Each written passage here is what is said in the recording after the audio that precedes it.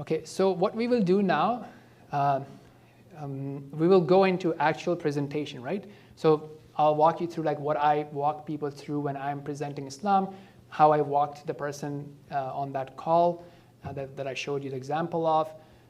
You can use slides, right? So these are editable slides. You can edit it, make your own slides, or you can just have it on your phone to give you a structure to have a discussion. You can come up with your own plan as well.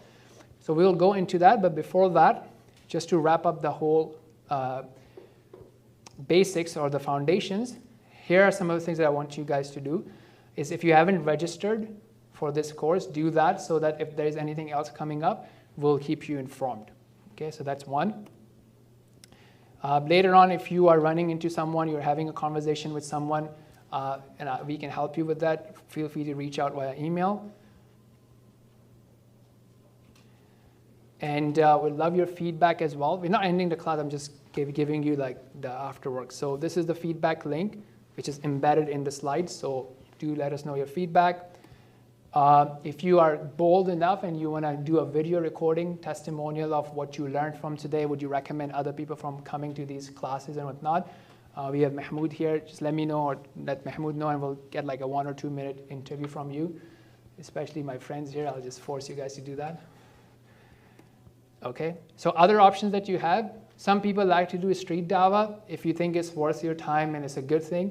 I think one option with a street dawah is you can just be practicing, right? Because you don't know the person, there's no hard feelings, so it may be a good way to practice, okay? But on the street, you're going to get a lot of rejections as well.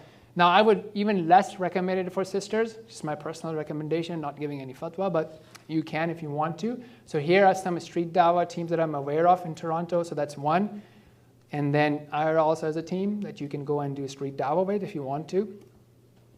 Or you can start your own. This is what I am more careful about. This is what my proposal for you guys is to target your network. And we're going to do that right now. Everybody's going to make a call. No, you won't. So make a list. Okay, so this is what I have on my phone. Okay, so there are people on my phone with these type of codes. Okay, these are suggested codes. So you can code it like that, and then NSA can also tap in. Nobody's tapping in the codes, it's just for my own references. So you can go through people in your list, okay, make a list today. Think about people that you will reach out between now and December, okay? So in my contact list, I have these codes for people.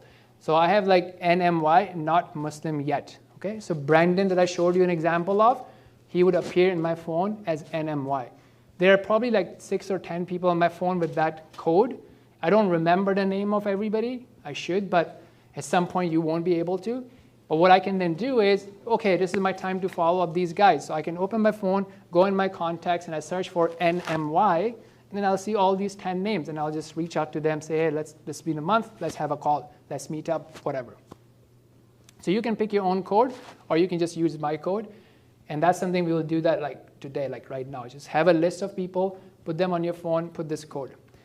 The other code I use is NMW, which is new Muslim. You can also use it for non-Muslims as well if you want to.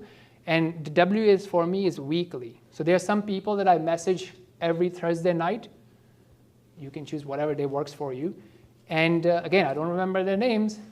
And they keep changing too. So I go on my phone, I look up NMW, and I get a list of those people. Okay, and then I have NMM, which is for monthly. So these are the people that I would message once a month. Usually for me, that's the first Thursday of the month. The reason I'm telling you is how you can be organized. So on my phone, I will get a reminder every Thursday night to follow up with NMW. Then I'll get a reminder first Thursday of the month to follow up with NMM, right? And then you just do it. Be a robot. Okay, NMX are people who I've given up on. So I've tried so much, so I've crossed them out. Maybe one day I'll message them, but at some point you'll have to start doing it because you can't have people staying in NMY, NMW for like, I mean, when I say at some point, I'm talking about 1 year or something like that, right? So you have to be consistent. Sometimes it's a very long, and if you know anything about sales, it's a long cycle, right? Even in the worldly sense. And then NMO are people out of scope. They are generally very integrated with the community, and they know their way around. So, it's a good thing. Okay? So for me, it's like people who I used to be following up with weekly or monthly, but now I see them integrated, and they are, for example, new Muslims who are integrated in the community. They come to the halaqah, they know the sheikh themselves, and they're well established. Can I ask you what do you mean by following up? I mean, once you speak with them or introduce something and do the follow-up, what are you going to do? Yes, good. So depending on the person, right? So in this example, so here, so September 20th, when I messaged him, he wasn't ready for a call. So next month, so even if you look at it, October 6th, if you look at it, October 6th is the first Thursday of the month, right? So he popped up, right? That was my monthly follow-up. So when I'm following up with everybody on that Thursday, that's when I messaged him. So for him, it was like, okay, let's have our first call. So we had our first call. What we talked about it, I'll show you guys later. I shared these resources. Now I'm going to message him when?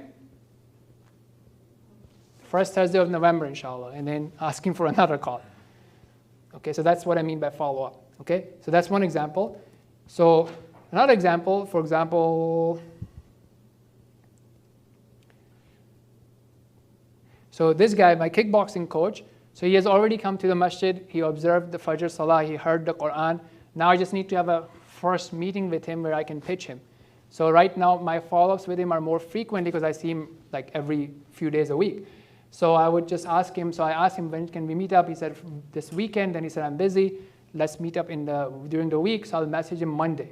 I'm not going to remember to message him. My phone, maybe I will, but my phone will actually pop up a reminder to message him.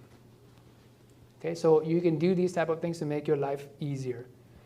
Then one of the guy that we have is from my building staff. He also I message once a month. He's also on some videos on Abu Huraira Centre if you see our videos there. But it's going to be a long, ongoing conversation. I already know him for like 6 months, right? So some things are really long, ongoing things. Clear? Yes? I just have a question. When it comes to like speaking to people, they might think that you're coming across as preachy and like. So what's wrong with that? So I want don't you want to be more like natural and dying? But I'm saying that sometimes I've noticed when you speak to people, when you mention anything about religion, they get a bit off the bat. It's not defensive, but it's like, oh, you're preaching to me, and I don't know how to explain it. Yeah. So like this guy said this, right? So let's read this guy's comments. So he's like, I try not to get in theology very much, but I'm not opposed to the conversation with you. You're a man of faith, and I deeply respect that. There's one boundary that I set with my best friend, and I will do the same with you. Please don't try to get me to join a church or religion. That's my stop card. There's nothing you have done to allude to that, but want to get it out of the way up front. Okay, his friend is a hardcore Mormon, and after a few months of talking about theology, he invited me to the church to see what it's all about. It's just not my gig, but he's happy to have that discussion. So he's like, I want to just tell about what I believe, why I believe, and that's it. And then you can make the choice, right? And I tell them, like, I can't convert. Like, I would use the example that if Moses, who I believe to be a prophet, he can do miracles and people would not accept him, then who am I? But I think it's okay to have a good balance. Like, there's nothing wrong with being preachy, right? So I sometimes use the example that, look, if your friend is smoking too much, would you be shy to tell them, maybe you should consider not smoking? At this time of age, it's like, don't judge me. Yeah, I'm not judging you, but you agree that smoking is bad. Can I do anything to help you with that? And so I'm just reminding, because we lose focus, we forget about it, we get desensitized. Hey, do you have a plan of quitting smoking? I mean, I don't do that, but I think that's a very common, acceptable example, right?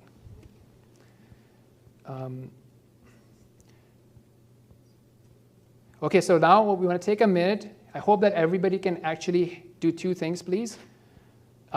Pick a name in your phone and use the code or whatever, or create a reminder on your phone that repeats every month and say that, follow up with Michael or follow up with Christine, follow up with whatever, if you want to do that, or you can do my approach, but at least have a reminder that would pop up on your phone every month, and you will not forget about this training. And maybe at home, then you can just classify people like that as well, if you want to. But at least create a reminder that's popping up on your phone. It could be like follow up with Michael, follow up with Christine, or it could be something as simple as who am I inviting to Islam next? Right? At least once a month it can come in. If you want more, you can set it to once a week.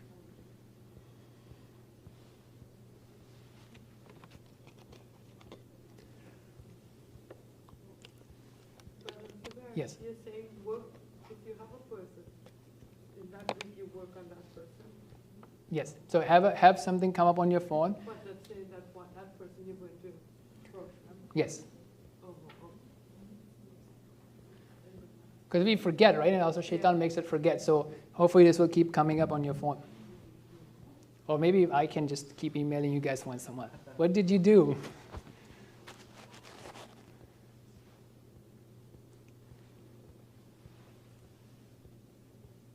Yeah, imagine if I take all the people who registered, put them on my contact list with this code. That would be, and I do it manually, by the way. I haven't automated it, so you have that personal touch. Okay. The next steps could also be the training. So this is linked into it. If you want to be helping out with the new Muslims, new Muslims is a very important thing, and the way we define new Muslims is anybody who is not praying. So it doesn't have to be a convert. There are many people who you can call renewed Muslims who haven't been praying, but either they want to come to the deen, or you can, friends and family, and you can invite them to come into the deen and actually practice it. Okay. So after that, we'll go into this today, inshallah. This is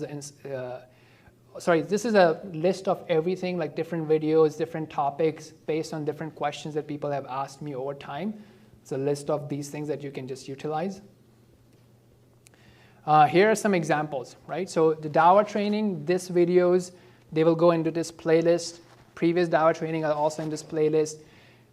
There's something Islam Uncovered. These are conversations with actual non-Muslims. Okay, so they're in this playlist, and then just raw and long conversation with non-Muslims are in this playlist. So if you just want to see what it feels like, you can take a look. This is not debate, right? So these are not the typical debate-ish type of conversation, but actually presenting Islam type of conversations. If you want more training, because again, there's different ways people to do different sort of trainings. So here are some trainings, different angle, covering more specific topics. So if you want to, you can set aside maybe half an hour every week and just keep learning more. So it's like training on IERA.org, MOP Academy, which is Messengers of Peace. The ICNA Institute has their own training. Sapiens Institute has a lot of training. So if you want more training, you can, but make sure that you're also applying it. And not all this training, by the way, will help you increase your iman. So that's another thing to be aware of. Right? The more advanced it gets, the more philosophical it gets, it may or may not increase your iman. Right? So just keep that in mind as well. It could just be a tool if you want to, but it may or may not increase iman. So that's the thing. Hopefully everybody has created a reminder. What we will do is 4:08. We have Salah at 4:30. We can technically go for 10 more minutes. So if you have any questions, let's talk about it. And then maybe we'll take a break. And then after Salah, then we'll go into, okay, let's say now you have that first meeting. How do you actually present Islam to them? So questions? Okay. Hopefully, yes. Idea. I don't know if it's mentioned as open houses, open houses. Yeah. So there's value to open houses, by the way. Like it's also like sometimes I see people doing open houses and it's just like very passive. You're talking about Islamic history and they're not actually given the message of Islam.